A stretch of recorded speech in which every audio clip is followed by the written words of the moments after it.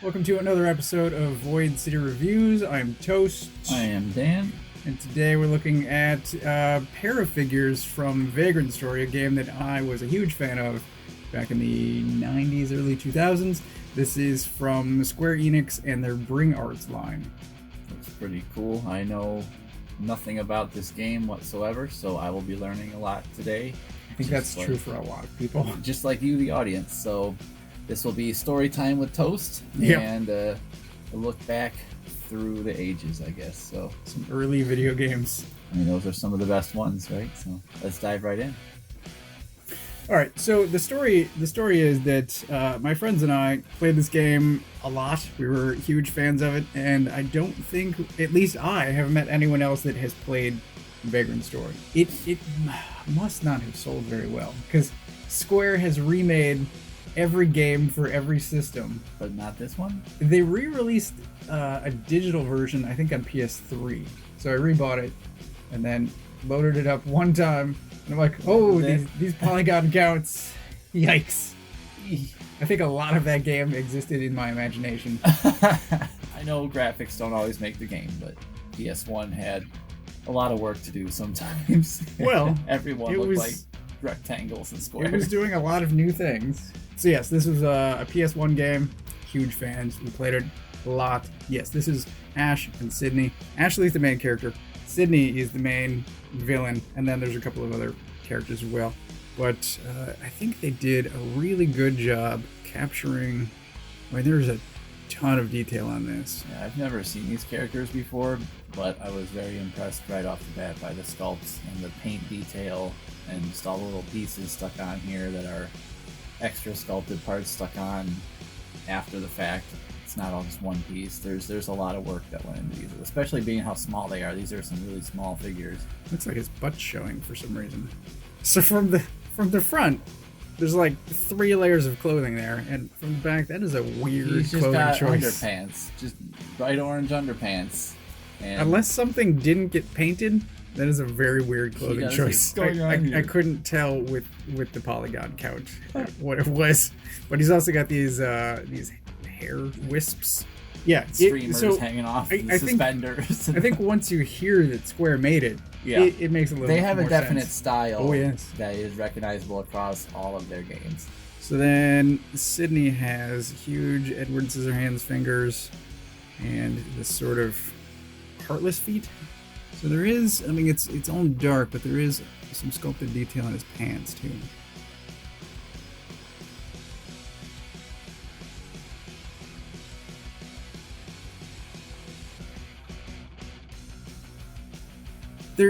They're armored feet. Those aren't cloth, but it's just extra long, and it's shaped like cloth for some reason. It's very weird. It's a weird design. So these guys went up for pre-order.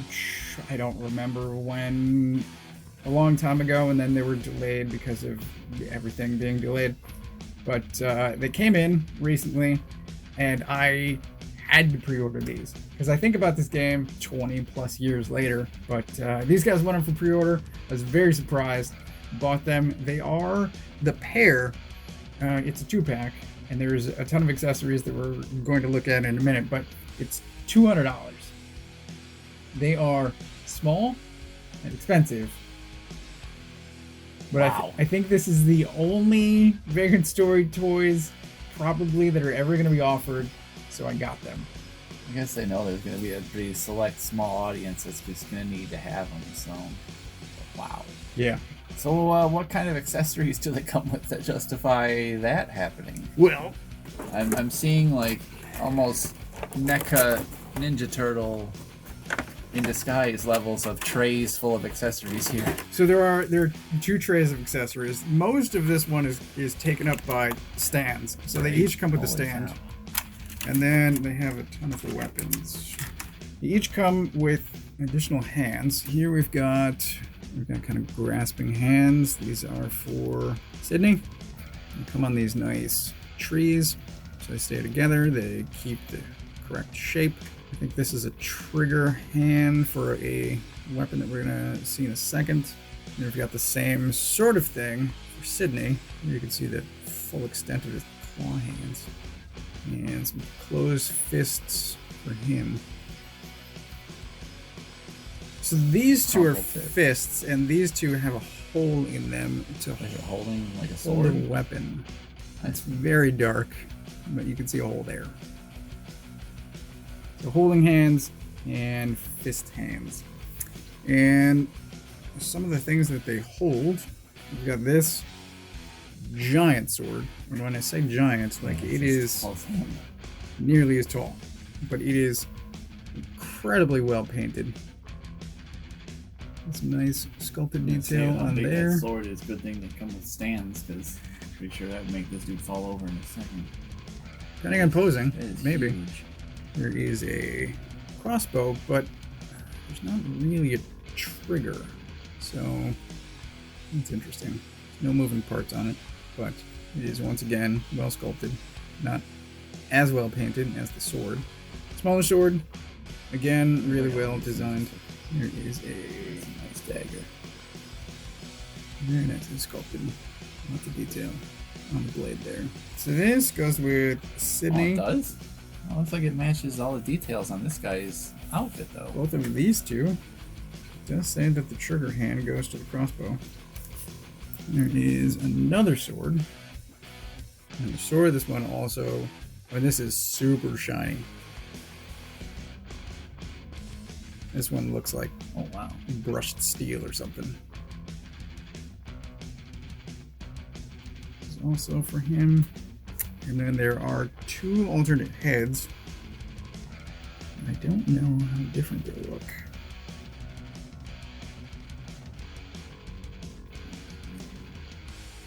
Alright, so this head is slightly smiling. And I think that's the difference. I'll always take alternate heads. Yes. This one, the hair is different at least. The face looks identical. This just looks like a different hair, maybe for an action pose instead. So for this head, his eyes might be looking slightly to the side, but the main difference is the hair swoop. So probably for action posing, because I think the facial expression is identical. It's weird that they wouldn't give him a little more of like an action expression for the action head. Yeah. Like he just still looks like I'm standing here minding my own business, mouth closed. And not for the figures, but for me, I guess. Yeah, you get your own accessory. We get this sort of keychain accessory with a very shiny carabiner. It's hefty. Like, this is definitely metal. Nice keychain. Looks very nice. I don't know if I'll use it, but it looks great. Seems like one of those things that would be like a pre-order incentive when you pre-order a game. A lot of times they'd come with a keychain that had the logo of the game on it. Yeah. That's one of the little trinkets it comes with. Mm-hmm. The deluxe. Yeah. So here they are with a Hasbro 6-inch figure. There's a slight height difference just because of the stand, but they are small. They're short, which a lot of import figures are. And again, they are based on stylized game animated characters, whereas the Ghostbusters are real life human Dan Aykroyd. Just height-wise, they're a little short. It'll fit more with import figures than it will with US releases, mainline retail. I forgot to mention this. I think I have a slight paint blemish on his shoulder. I don't remember that being there before, but who knows? Anyway, I might be able to fix that. This is paint, by the way. I was painting last night. That's not blood. So, don't worry about me. I'm fine. Yeah. There is some other residual paint on there. Usually, it's me who's Edward Band-Aid hands over here with all my blue Band-Aids I usually have on the fingers. It looks gross. It's paint. Don't worry. It's fine. So for articulation, he's fairly tight, but it is almost standard figure arts articulation. There's no bicep swivel, but there is shoulder. This one moves better. Shoulder gets out a bit. We've got a giant, kind of ugly ball joint for an elbow, but he gets good range. Not that you can see it with his shield elbows. Ball jointed wrists. He's got he technically has a waist and it's It's not even a diaphragm, it's like rib cage.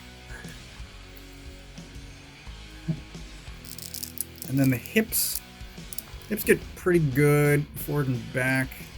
The bulk hinders their outward movement, and then I had a knee pop off while articulating that.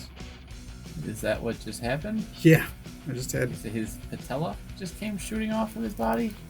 So while moving the knee, shut out. His kneecap just blew right off of there. Ouch! That's gonna leave a mark. He lost some hit points on that. All right, and then the feet, they've got a really nice swivel. They do move up, better down, but as far as posing goes, it's not the most articulated, but I think we'll be able to get them into some decent poses. And I don't know, maybe thinking about more dioramas now. I don't know. I haven't invested in any more shadow boxes, but I have a list of ideas, so those might be happening at some point. And if I really want it, the box comes with a nice insert. I can do something with that. That's pretty cool. So they are a little small. They're a little expensive. I'm happy. I don't know what I'm gonna do with all of those accessories. Right, that's a lot of stuff. I think they're gonna wind up in a Ziploc bag somewhere. Just like the Ninja Turtles. But they will be going on my video game shelf. It is a random assortment of video games that I spent a bunch of time playing. I am happy, because again, I don't think anyone else is ever gonna touch Vagrant Story. I have no comment. I know nothing about this game again enough to even have an opinion on that. But I think that's standard for most people. It's as far as I know, it's like my friends and I played this, and that's it. We're the only ones that bought a copy. I'm sure there is far more people that I'm bought it. sure there are. Otherwise, toys would have never been made. I think Square is missing an opportunity with some of their games, because their games are huge, and I think they could make more toys than they do. If they released Final Fantasy figures or did more Dragon Quest, I think they could have a ton of toys. Yeah.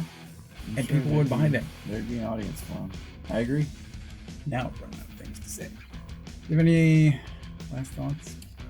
I think they look nice. I don't want them because I have no attachment to the characters or the game. But I imagine if I did like the game a lot and played it forever, I would want these right away because they are pretty excellent figures, especially for how small they are.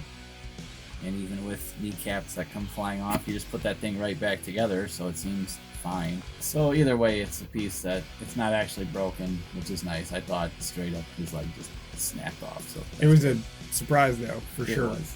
But yeah, I mean, they look nice. They're cool. They're very highly detailed. They're painted well. I love all the little details, especially on this guy's outfit, like the neck pendant and the metal details on his shorts, and like the little even. He's got like little carabiners there for like his belt details. I mean, he's like wearing on his detail that little accessory it came with for you to put on your belt. So I mean, that's pretty cool. And I think that's pretty nice. I like the tattoo on this guy's back. I like his giant armored gloves with the pointy fingers. I think they're pretty cool. I dig them. I think that's been it for this episode. Cool. Well, I guess thanks for watching and learning about Vagrant Story with me and Papa Toast over here. Just like and subscribe. Let us know any classic games you guys were into, or if you guys played this game as well. Obviously, Toast would probably love to talk to you about it. Keep with us every Wednesday for new toy reviews, and every other day for other shows about different things. Thanks for watching. Thanks for watching. We'll see you next time.